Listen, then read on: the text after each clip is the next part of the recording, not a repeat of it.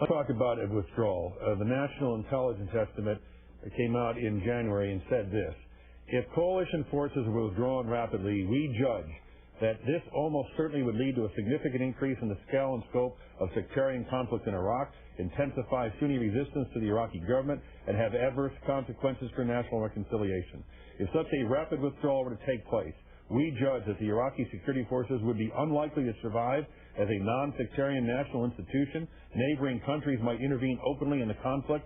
Massive civilian casualties and forced population displacement would be probable. Al-Qaeda in Iraq would attempt to use parts of the country, particularly in Al-Anbar province, to plan increased attacks in and outside of Iraq. Are you prepared for that? Well, let me tell you something, Tim. They said this about Al-Qaeda in Iraq. They said we have weapons of mass destruction. The same intelligence agency, we're spending more money than all the other intelligence agencies in the world, came to the conclusion that it was in our national interest to go into Iraq. Now they're saying this. The public in Iraq says the opposite. They say we're the ones that are inciting demonstration. We're the ones that they want us out of there. 64% of the public in Iraq wants us out of Iraq. The world wants us out of Iraq because we're focusing on caught in a civil war. So there's going to be instability. But they have to settle themselves. What I'm saying is we can't do it ourselves. The Iraqis have to do it. The international community has to get involved. Sure, there's going to be some problems, but it's not going to be any worse than it is now.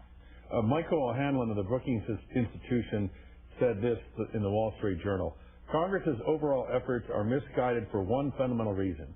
We cannot yet be sure that the situation in Iraq is totally hopeless. It is bad, indeed bad, very bad, but there still may be a glimmer of hope. If not to win, then at least to achieve some minimum level of stability. Do you believe it's totally hopeless? Tim, I believe that we can't win this militarily. I believe it has to be done diplomatically. That's why I think redeployment is the first move. I suggested to the administration they ought to get our troops out of the palaces, Saddam Hussein's palaces.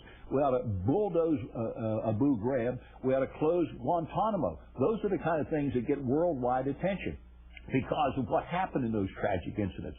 So it's a matter of you can't win it militarily. It has to be done internationally. It has to be diplomatically. And in the meantime, we've lost our ability to respond to a threat to our national security down the road. And that's just as important as what's going to happen in Iraq. But to the point, why not take the chance, the glimmer of hope? Or do you just think it's totally hopeless? I don't see any chance of us winning this militarily. I think they're going about it the wrong way. They're finally starting to change. They're talking to Iran. That's what's going to prevail there. That's where you're going to have stability. You're going to have international communication. This is just as important to the Europeans as it is to us. But why did the British pull their troops out? Because they came to the conclusion in these kind of wars you can't win it militarily. You have to win it diplomatically, and you have to use the international community.